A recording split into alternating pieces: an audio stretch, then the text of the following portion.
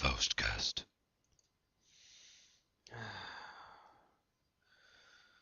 I have pursued, alas, philosophy, jurisprudence, and medicine, and God help me, theology, with fervent zeal through thick and thin, and here, poor fool, I stand once more, no wiser than I was before. They call me magister, doctor no less, and for some 10 years I would guess, through ups and downs and twos and fro's, I've led my pupils by the nose, and see there is nothing we can know. It fair sears my heart to find it so. True, I know more than those impostors, those parsons and scribes, doctors and masters. No doubt can plague me or conscience cavil. I stand not in fear of hell or devil. But then all the light from me is shattered. I do not pretend to worthwhile knowledge. Don't flatter myself I can teach in college how men might be converted or bettered. Nor have I estate or moneyed worth, nor honor or splendor of the earth. No dog would live out such a wretched part. So I resorted to magic's art, to see if by a spirit mouth and might many a secret may come to light. So I need toil no longer so, propounding what I do not know. So I perceive the inmost force that bounds the very universe, view all enchantments, seed and spring, and quit my verbiage maundering. Oh, full moon radiant! Would that you, who many a midnight vigil through have found me wakeful in this chair, might look your last on my despair. As over books I used to bend, you would appear to me, sad friend. Ah, would that on high mountain ways I wandered by your lovely rays, might haunt with sprites a cavern rift, on meadows in your twilight drift, and rid of learning's fetid fume, bathe whole my spirit in your spume. Woe! Stuck within this dungeon yet, curse this dank frosty cabinet, where even heaven's dear ray can pass but murkily through tinted glass, entombed within this book-lined tower, which dust envelops, worms devour, by fumigated charts enrolled as high up as this vault can hold, in instruments all choked and furled, hemmed in by flagon, jar, and trunk, stuffed tightly with ancestral junk. This is your world. Call this a world? And still you wonder what constrained your thwarted spirit's anxious surge. Still ask what torment unexplained will cramp your every vital urge. Shut out from nature's teeming throng, which God made man to dwell among, you skulk, and reek and mold alone, mid ribs of beast and human bone. Flee! Up! Escape to open fields, full armed with that mysterious script which Nostradamus' wisdom yields. Why ask for more companionship? In nature's proper school enrolled, you learn the course of stars and moons. Then will your power of soul unfold, how spirit with its light consumes. In vain to hope reflection dry could make the sacred token clear. You, spirits, you who float nearby, give me answer, if you hear. Ah, what enchantment at the sight of this suffuses every sense! What lovely verve! I feel new burgeoning life, with sacred bliss incandescent, course through vein and nerve. Was it a god that fashioned this design, which calms the tumult in my breast, floods my poor heart with happiness, and with a secret thrust divine makes nature's powers about me manifest? Am I a god? Do I feel light in me? Within these tracings pure and whole there lies creative nature open to my soul. At last I comprehend the sage's plea. The world of spirits is not barred. Your sense is shut, your heart is dead. Go, bathe, disciple, undeterred, your mortal breast in sunrise red.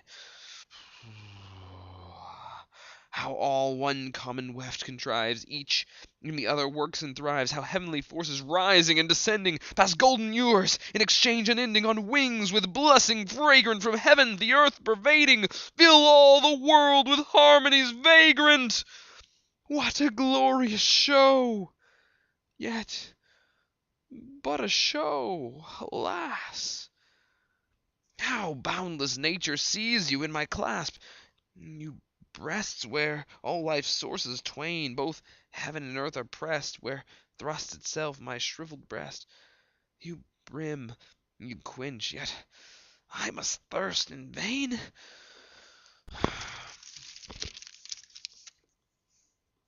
Not so, this sign affects my soul. Not so. You, spirit of the earth, are nigher. I sense my powers rising higher already. As with new wine, I am aglow. I feel emboldened now to venture forth, to bear the bliss, the sorrows of this earth. Do battle with a tempest-breaking, brave, crunching shipwreck, without quaking. Above me, vapors swirl, the moon conceals her rays, the lamplight wanes. It steams, the scarlet lightning plays about my head. There wafts a tremor down the vaulting and seizes me. I feel you float about me, spirit I adjured. Reveal yourself! Ah! How it wrenches at my soul, all senses reeling and rooting darkly toward new feeling. I feel my very soul is yours to take. You must! You must! And were my life at stake! Who calls for me? Appalling vision! Long have you drawn me here with potent summons sucking at my sphere, and now I cannot bear you! Whoa! with bated breath you yearn to meet me, to hear my voice, to gaze upon my face. Swayed as your mighty soul pleadings entreat me, I yield, am here. What horrors base now seize you, Superman? Where's the soul's call you hurled? Where's the breast that wrought it in the world, that bore and nursed it, that with joyous tremble swelled up to soar, us spirits to resemble? Where is the Faust whose voice rang out to me, who urged himself on me with utmost energy? Could you be he who at my wafting breath is shaken even unto death, shrinking aside, a fearful, writhing worm? Am I to yield to you, semblance of flame? No, I am Faust, your match. I am the same. In tides of living and doing storm, up, down I wave, waft to and fro, birth and grave, an endless flow, a changeful plating, fiery begetting. Thus at times scurrying loom I weave and warp, and broider at Godhead's living garb. You who bestride the world from end to end, spirit of deeds, how close I feel to thee! Close to the wraith you comprehend, not me. Not thee? Whom then? What, I? Made in God's likeness, yet like not even thee? Oh, death, it's my Famulus, I know that knock. My fairest hour of luck is spoiled. Oh, must this wealth of visions then be foiled by that dry, sneaking cluck?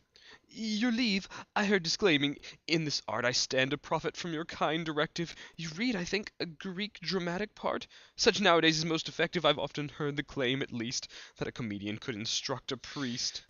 Yes, if the priest is a comedian, I suggest, as I am told from time to time befalls. Ah, me, thus pent within one's study walls, seeing the world on holidays at best, by spyglass from afar, on rare occasion, how can one influence it by persuasion? What you don't feel you won't hunt down by art, unless it wells from your own inward source, and with contentment's elemental force takes sway of every hearer's heart. Just sit there passing joints to members, concoct from others, feast your hash, and blow a puny glow of embers up from your little heap of ash. From minds of babes and apes you may be coining tribute of awe, if this is what you seek, but never heart to heart will you be joining, unless you let your own heart speak. Delivery, though, commends a speaker's mind. I feel it well. I still am far behind. Seek you but honest recompense. Be not a fool with jangling bells, for solid reasons and good sense with little art commend themselves. If you're in earnest to be heard, should there be need to chase the word, the That edge of rhetoric that glints and cleaves, by which you curl the shavings of mankind, is idle as the fog wind to my mind, that rustles through the dry autumnal leaves. Dear me, how long is art, how short is life! I often know amid the scholar's strife a sinking feeling in my mind and heart, how difficult the means are to be found by which the primal source may be breached, and long before the halfway point is reached, they bury a poor devil in the ground. Of parchment then is made a sacred spring, a draught of which forever slakes all thirst?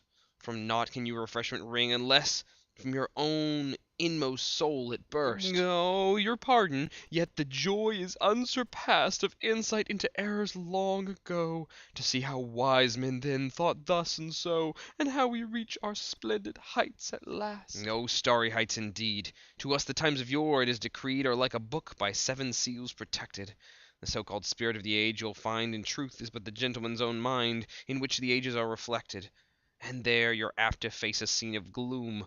One glance is quite enough to make you stagger, a refuse barrel or a lumber room, at best a stiff bombastic mask, a swagger, with such sagacity, pragmatic saws as might come fitly from a puppet's jaws. But take the world of man, his heart and mind, we all seek some perception of the same. Oh yes, perception of a kind. Who dares to call the child by its right name? Those few who were vouchsafed of it one whit, and rashly failed to curb their full heart's throb, bared what they felt, and witnessed to the mob, were ever burnt and crucified for it. I beg you, friend, the night is halfway gone, for now we must break off our discussion. I should have willingly stayed on, disputing with you in this learned fashion. Tomorrow, though, it being Easter day, indulge me for some further questioning. I've studied with a will and worked away, though I know much. I would know everything.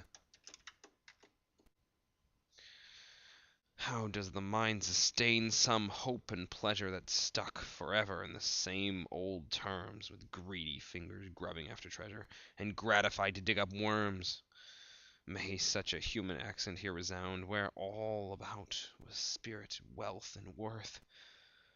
Alas, this once, though, I am bound to thank you, poorest of the sons of earth, you banished the despair that held me fast, that was about to overthrow my mind. Alas, the apparition was so vast, it showed me all too well my dwarfish kind. I, Godhead's likeness, who had soared in mind close to the mirror of eternal verity, self-relishing in heaven's radiant clarity, the son of earth quite left behind. I, more than cherub, whose free energy foreboding dared through nature's veins to flow, and through creation joyously to know God-like estate. Must I now rue it so? A thunder word rang out, and withered me. No, I may not presume to be your equal. While I had the strength to draw you here, the sequel, the strength to hold you, was denied to me. That fleeting moment of high bliss, I felt myself so small, so great, until you thrust me merciless back to uncertain human fate. Who teaches me? What should I shun? That urge I feel, should I obey? Both what we do and what we suffer to be done, alas, impedes us on life's way. The greatest glory ever mind received, by alien stuff becloyed, is choked and flawed, and when what this earth calls good has been achieved, the better is accounted dream or fraud. Those feelings which are glorious rebirth congeal amidst the welter of this earth, where fancy in audacious flight expanded to the eternal once its buoyant hope, now it contents itself little scope, as ship on ship in whirls of time is stranded. Deep in the heart grey care anon will settle, in secret plant her stinging nettle, with restless rocking spool repose and joy. Ever new masks for her disguise employ, and be it wife or child or land or corn, be it knife, poison, water, or fire, and blows that never fall you falter, and what you never lose you must forever mourn. Not like the gods am I, profoundly, it is rude. I am of the earthworm's dust engendered brood, which blindly burrowing by dust is fed, and crushed and buried by the wanderer's tread. These 100 shelves, is it not dust that bent their lofty walls into a cell which stifles? A universe of moths where I am pent into a dust-bin with 1,000 trifles. Here would I find the thing I lack. Am I to plough 1,000 books to read of man at all times stretched upon the rack, and here and there one happy one indeed? Oh, grinning hollow skull! Well may you leer to think that once your brain, like this one here, in murky bondage sought the easeful day, and parched with thirst for truth went grievously astray. You instruments, you mock me, I can see. With wheel and pulley, cylinder and cords, I face the gate, and you were to be the key. But I cannot lift the bolt, however shrewd your wards. Mysterious in bright daylight, never will nature be defrauded of her veil. What your spirit she reveal not that you fail to torture out of her with screw or lever. You ancient gear I never used, you loom about here just because my father worked you. You ancient scroll, you have been curled with fume, while at this desk the feeble lamp bemirked you. Far better to have squandered free of care my pittance than to sweat withal and scoff it. What you received but as your father's heir, make it your own to gain possession of it. What is unused is ballast hard to bear. Alone, what moment has begot can yield profit. Why? Why is that spot there riveting my glances? Is that small flask a magnet to my sight? A sudden lovely gleam my soul entrances, like moonlight wafting through the woods at night. I bid you greeting, vial unique, which now with veneration I fetch down. In you I reverence, of human wit the peak, of gracious slumber saps the inmost flower, quintessence of all subtle lethal power. Prove to your lord your favor and renown. I see you, and the agony decreases. I grasp you, and the striving half releases in its hold. The spirit's flood tide ebbs betimes. Out to the open sea I am directed, its mirror flood bright at my feet reflected. A day new dawning lures me to new climes. If I recharge wings on pinions light approaches, I am ready. I feel free to cleave the ether on a novel flight to novel spheres of pure activity. Such lofty life, such godly benison. You, but a worm as yet, deserve it, you. With firm resolve, then, turn your back upon this lovely son of earth, the son you knew. Embold yourself to fling apart the gate past which all other men would crawl weak-kneed. That manhood does not yield to God's high state. Now is the moment to affirm by deed, to tremble not before the sombre hollow, wherein our fancy on itself but prays, and gird oneself that passageway to follow. About the narrow mouth, all hell's ablaze, resolve serenely to essay no less, be it on pain of ebbing into nothingness. Now then, O flawless crystal shell, descend forth from your ancient casing, friend, of whom I have not thought in many a year. You gleamed at father's festival of spring, helped turn their gravity to cheer, when to their mutual pledges you would ring your many splendored pictures' opulent craft, the drinker's task, to rhyme upon their truth, to drain your hollow in a single draught, puts me in mind of many a night of youth. I shall not pass you to a neighbor now. I shall not hone my wits against your graven brow. Here is a juice whose punch is swift and thorough. With flood of brown it fills your hollow bowl. I brewed it, and I chose it. So with this, for my last drink, from all my soul, with festive high salute, I hail tomorrow. Christ is arisen, joy to the mortal, him whom invidious, subtle, insidious, blemish is prison. What solemn droning, what melodious fluting, perforce arrests the goblet in midway? Are you ready, deep-toned bells saluting the festive breaking hour of Easter day? You choirs, do you solace hymn resume that angels' lips intoned in the sepulchre's gloom, new covenant's sure warranty? We stay to tend him with spices rare, last to befriend him we laid him there, his body binding in wrapping cheer. Lo, now we find him no longer here. Christ is arisen, bless the love spirit, whose suffering merit earned grace from flesh is risen for us to inherit. Why, O celestial music, strong and gentle, pursue me here, where in the dust I grieve. Ring out your notes where men are sentimental. I hear the message, but I can't believe. Belief's beloved child is miracle. To yonder spheres I venture not to strive whence issues the enchanting spell. And yet, inured from childhood to this knell, now also to its summons I revive. Time was, the kiss of heavenly love sank down on me in earnest Sabbath calm, so bodefully the bell notes throbbed above, and praying was voluptuous balm.